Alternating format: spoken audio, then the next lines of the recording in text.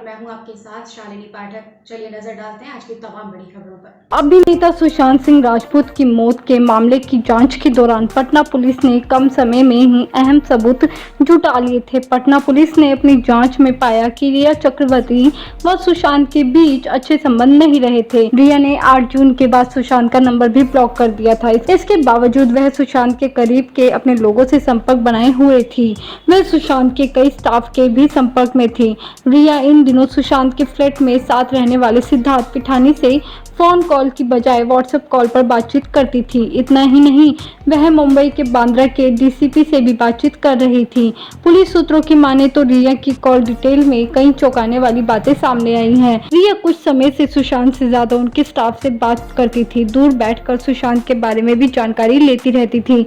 सुशांत के स्टाफ श्रुति से उसने 1 साल में 800 बार से अधिक बातचीत की। एक और स्टाफ को रिया ने 502 बार कॉल किए। खास बात यह है कि रिया जिस स्टाफ को कॉल करती थी उसको काम भी उसने ही दिलाया था। रिया ने सुशांत के फ्लैट में साथ रहने वाले सिद्धार्थ पिठानी को भी 1 साल में 101 बार कॉल किए।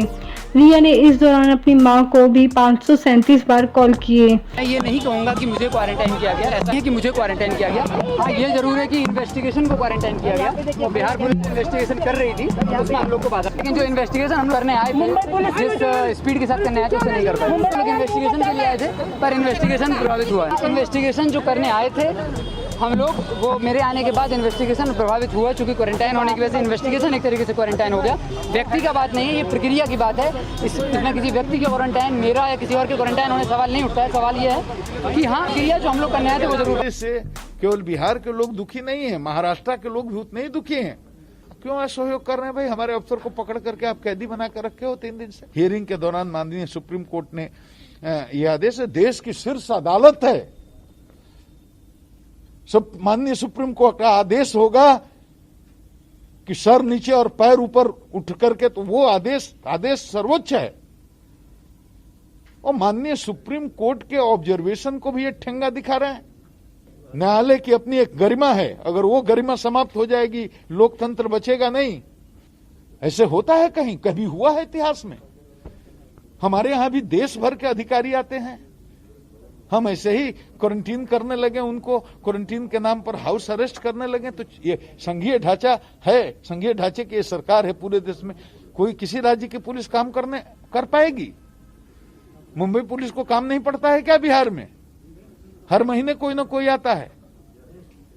हम सहयोग करते हैं। हम तो कहते हैं पूरे देश की जो पुलिस है, किसी राज्य की हो, एक शिकायत बताए कि बिहार में आए, वहां की पुलिस आई, हमने सहयोग नहीं किया। हर महीने हर राज्यों कहीं ना कहीं किसी न किसी राज्य से पुलिस आती है। हम सबका सहयोग करते हैं, फोर्स देते हैं, अकोमोडेशन देते हैं, जरूरत पड़ती है तो गाड़ी भी देते हैं, हर तरह सम्मान भी करते हैं। मुझे तो आश्चर्य हो रहा है, मैंने 33 साल की नौकरी में ऐसी ज्यादती नहीं देखी। देश पूरा समझ रहा है, जिस तरह से ये आचरण हो रहा है देश पूरा समझ रहा है, जनता समझ रही है।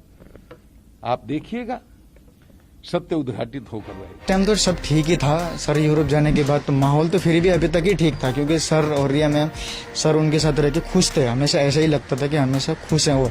सर ऐसे थे कि अगर रिया मैम अगर कहीं चली भी जाती थी तो सही से खाना भी नहीं खाते थे, पीते भी नहीं थे, ऐसा ही था। तो बाकी सब कुछ ठीक था। अपने भाई सौविक चक्रवर्ती को 800 बार और पिता को 1100 से अधिक बार कॉल किए। एक फिल्म डायरेक्टर से भी 300 से अधिक बार बात की। फिल्म निर्माता महेश भट्ट से भी कई बार रिया की लंबी बातचीत हुई, जबकि सुशांत को 1 साल में रिया ने महज 142 बार कॉल किए। रिया ने सुशांत की मौत के बाद बांद्रा के डीसीपी से भी 20 जून से 18 जुलाई के बीच 5 बार बातचीत की। पुलिस अधिकारी को 20 जून, 22 जून, 1 जुलाई और 18 जुलाई को कॉल की गई थी। इनमें 2 बार कॉल रिया की तरफ से तो 2 बार डीसीपी की तरफ से कॉल किए गए। ये कॉल और कुछ प्रमाणित करे या नहीं, इतना तो स्पष्ट है कि रिया की सुशांत पर कड़ी नजर थी। वह मुंबई पुलिस के भी संपर्क में थी। मुंबई में भले ही जाँच की गति धीमी हो, लेकिन सीबीआई जांच का आदेश मिलते ही रिया चक्रवर्ती समेत 6 लोगों के खिलाफ सीबीआई ने एफआईआर दर्ज कर लिया है। जहां बीते दिन रिया चक्रवर्ती से काफी देर तक पूछताछ की गई, वहीं अब जानकारी सामने आई है कि उनके भाई और पिता से भी जल्द ही पूछताछ होने वाली है। जानकारी के अनुसार रिया के भाई शौविक चक्रवर्ती और पिता इंद्रजीत चक्रवर्ती से ईडी द्वारा सोमवार को पूछताछ की जाएगी। आपको बता दें कि दिवंगत अभिनेता सुशांत सिंह राजपूत की गर्लफ्रेंड रही अभिनेत्री रिया चक्रवर्ती की जिन 3 प्रॉपर्टी की प्रवर्तन निर्देशालय जांच कर रही है। इस सफर में फिलहाल इतना ही, मुझे दीजिए इजाजत, नमस्कार। अगर आपको हमारी वीडियो अच्छी लगी तो वीडियो को लाइक करें, चैनल को सब्सक्राइब करें और हाँ, वीडियो को शेयर करना ना भूलें।